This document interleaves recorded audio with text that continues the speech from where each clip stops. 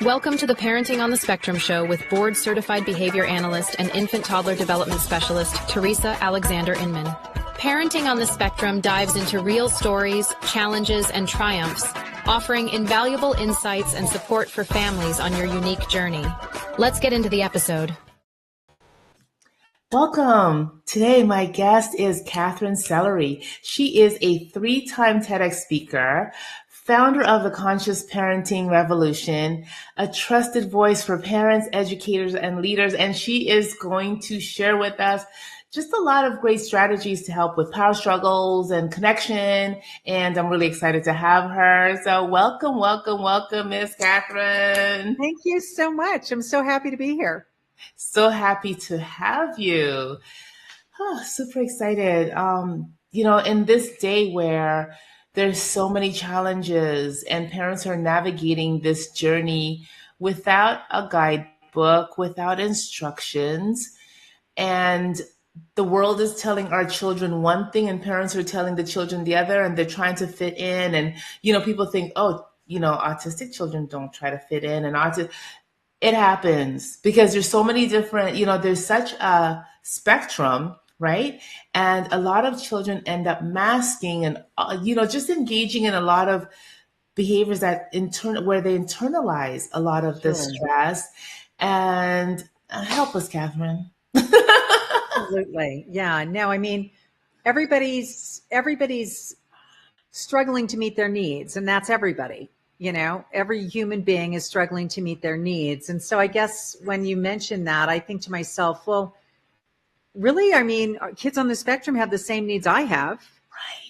Right. I mean, everybody has the same human needs. It's part of being, it's part of the human experience. So I guess there's different weights that people put on, different needs of theirs. For example, I have a couple of kids. One of my children is what we would call the classic kind of belonger.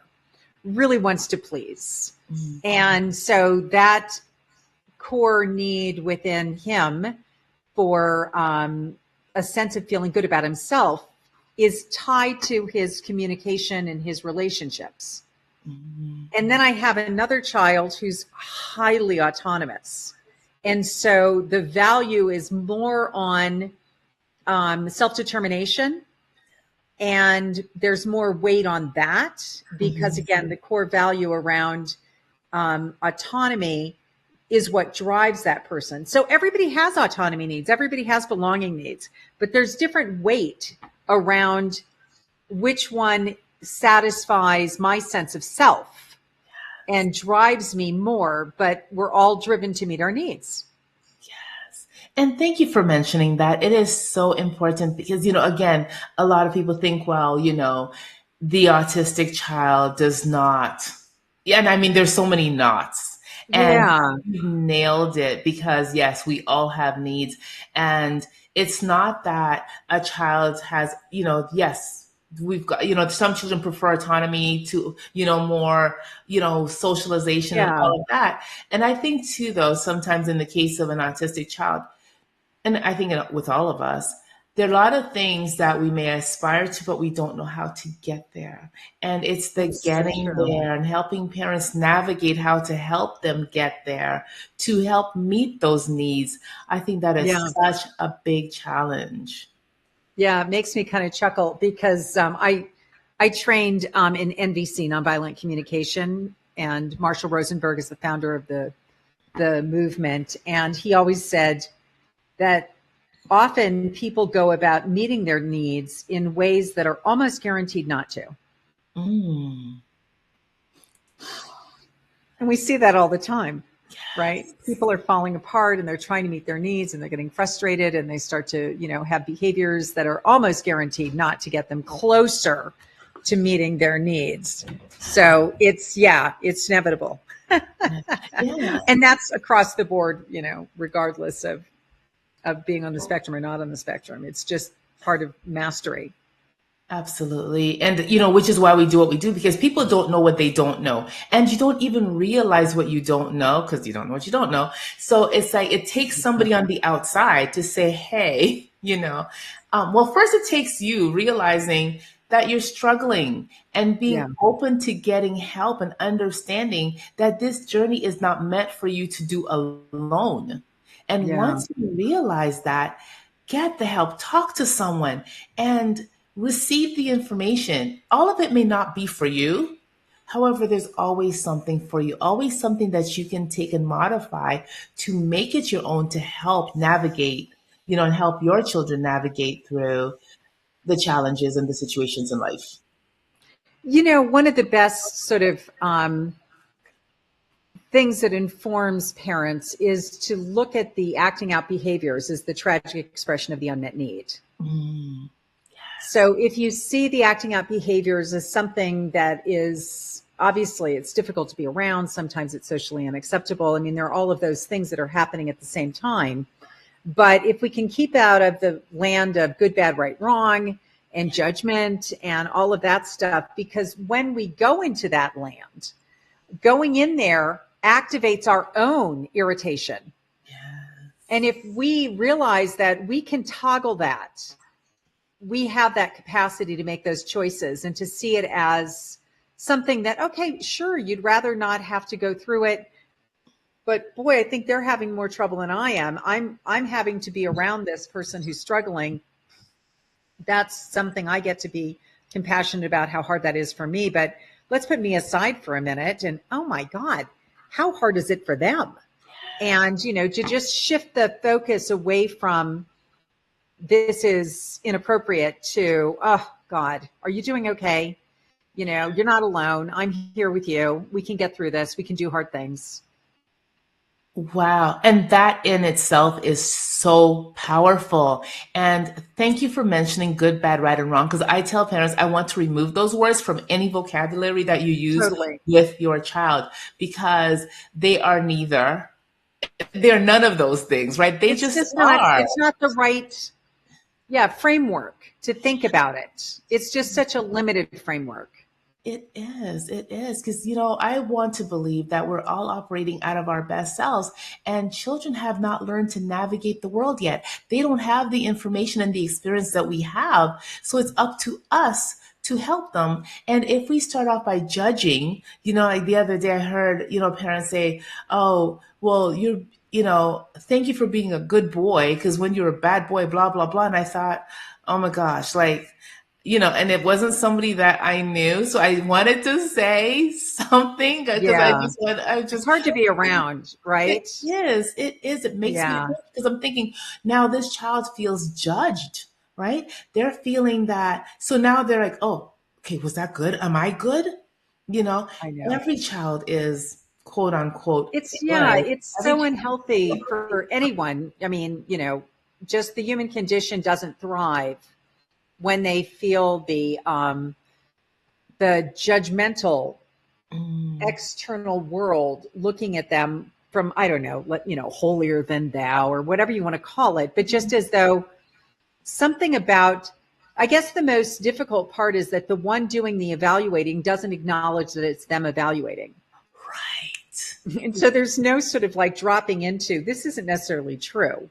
This is just the way I'm spinning it. And then I'm going to try to project that onto you so that you feel something, I guess, that I want to evoke out of you.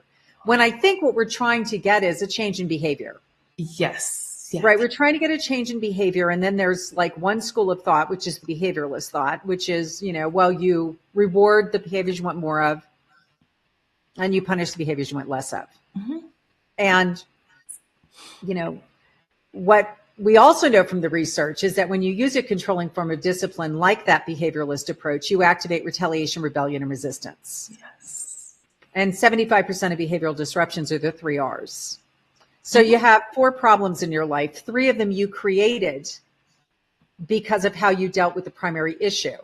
So you activate the 3 R's, and then you spend all your time dealing with the reactions to how you dealt with the primary problem. So if we just stop using power and control, we eliminate 75% of our issues, and we're just staying focused on the primary problems. And we're working from a skills-based deficit, sort of like informed perspective of, well, if they had the skills to manage it, I'm sure they'd use them. So what they really need are skills, not criticism or rewards or punishments or manipulation for not having had the skill in the first place. Because if you've got the skill, you use it. Right. It's really just a revelation that this is someone struggling to meet their needs and doesn't have the skills to even be able to articulate how frustrating it is that they can't. Exactly. Yes. What is that behavior telling you, right? What are they communicating? Because every behavior is communication. All coded. Yeah. So how do we approach that then? So a child is engaging in, I don't know, a behavior. And, how do we approach that from a conscious perspective as opposed to, we're punishing or we're reinforcing or, we're judging? So we know the drawbacks of praise, right? If you want to lower someone's self-esteem, praise them. But we don't want to do that. So what do we do instead? Like we see a behavior that we actually are like, oh my God, thank you so much. I really appreciated that you, brought the groceries in or closed the car door, just whatever it is. So you can say thank you.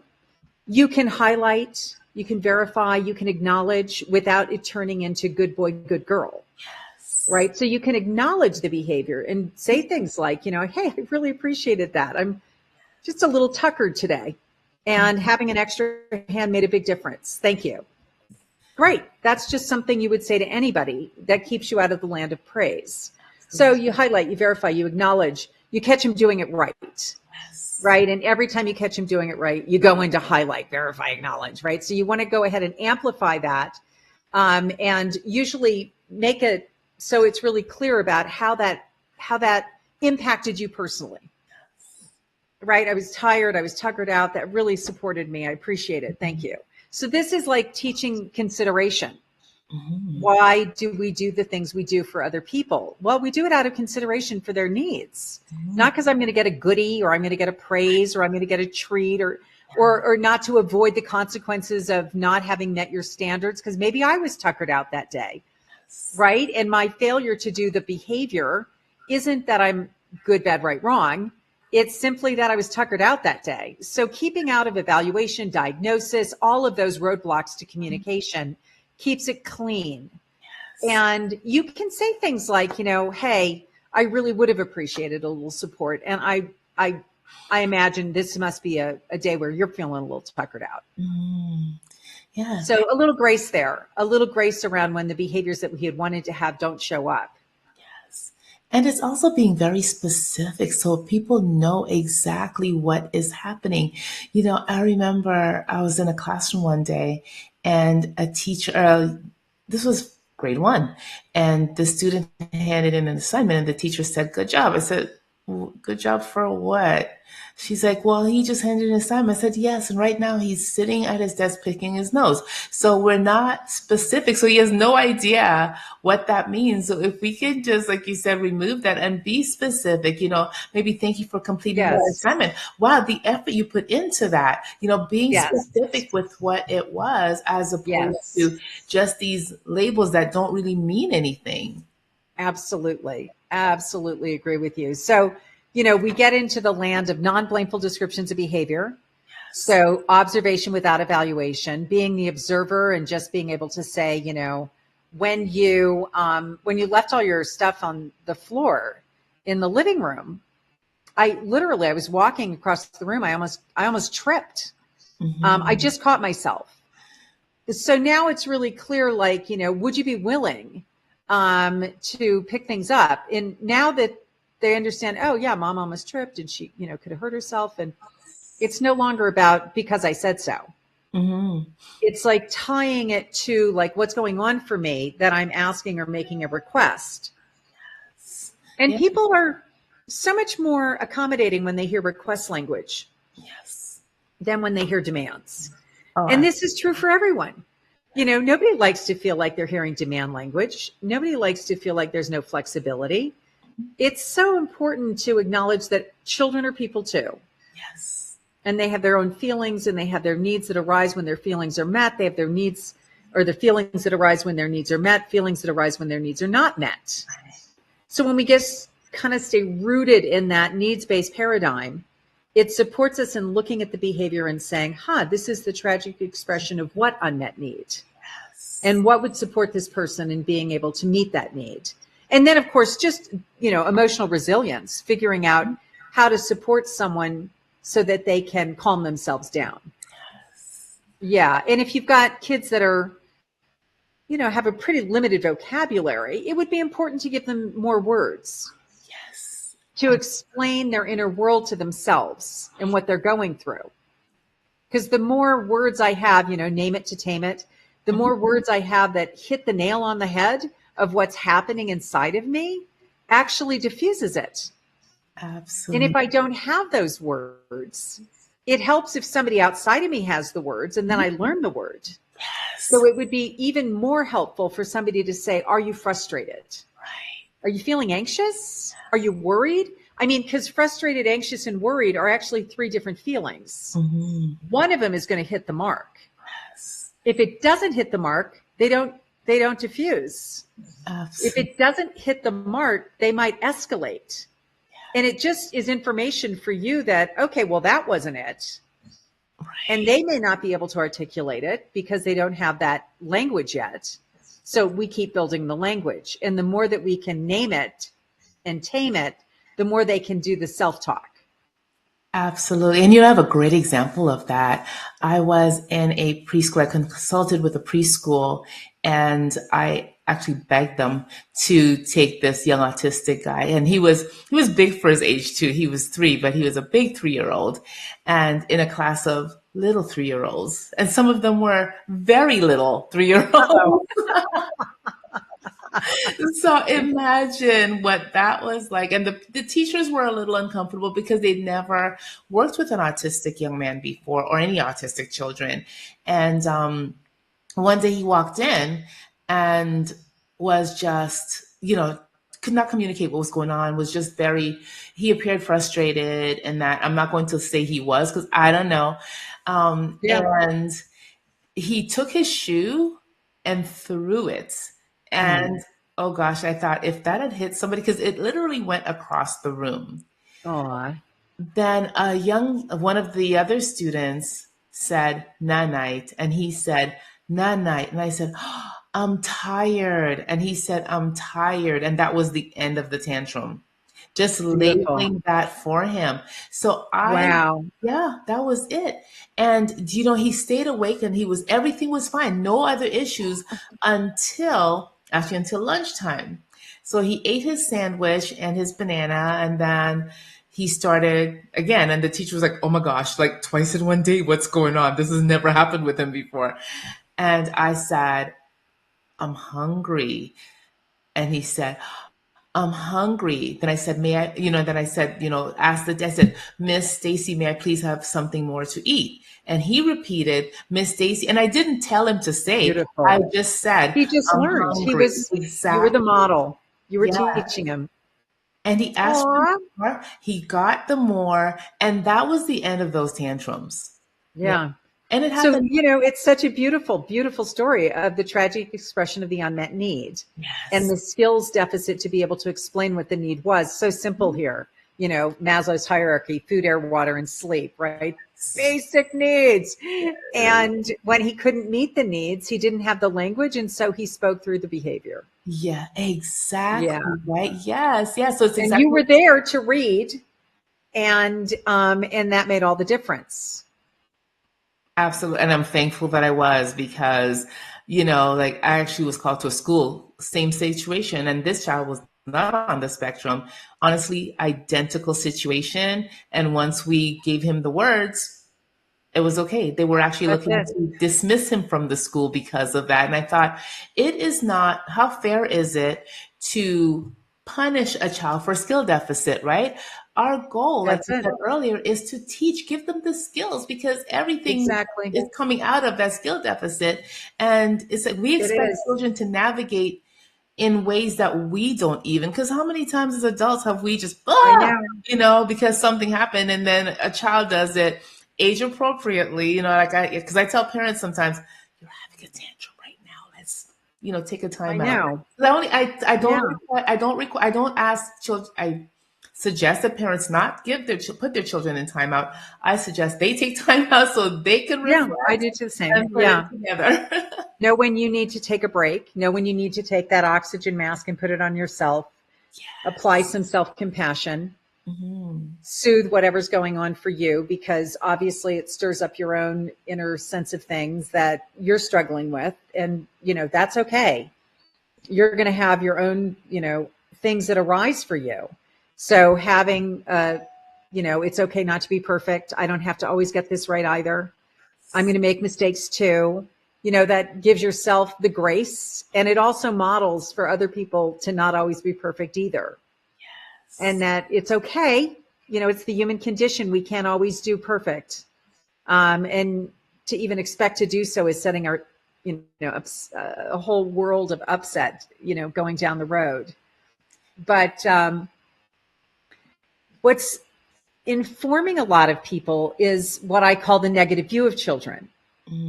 And so if we are conscious of that, then we can work with that bias. I look at it as the last marginalized community that no one's ever talking about. And that is that there is actually an embedded bias that children it's almost as though they knew what they should have done and they could have done it and they didn't do it on purpose.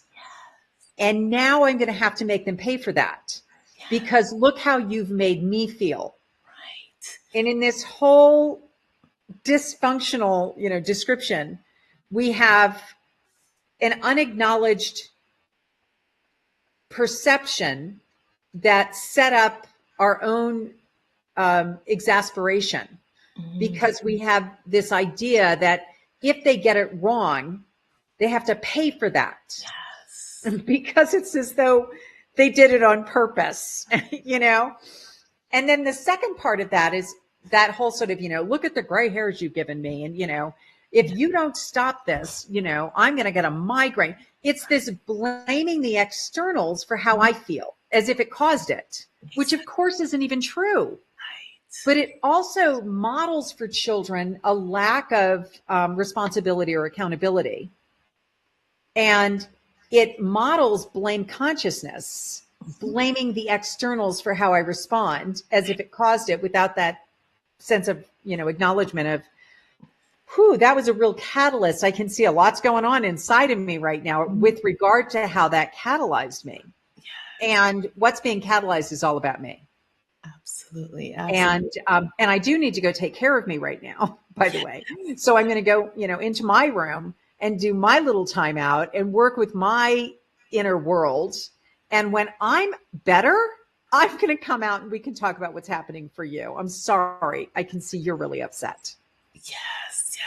And exactly. And it starts with you, right? It always starts with us and what we're modeling, what we're teaching with our behavior. It somehow brought to mind, I heard a mom say to a 2-year-old, you should know better.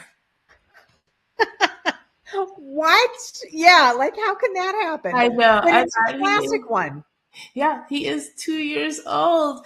And it's like, I said, okay. And my thing was, and I said, you should know better. And how many things do you do and opposing that, right? As opposed to, going in line with what you know to do. How many times have you? We all do it. Exactly. That's why should lists are just so, there's something to be aware of, but they're toxic.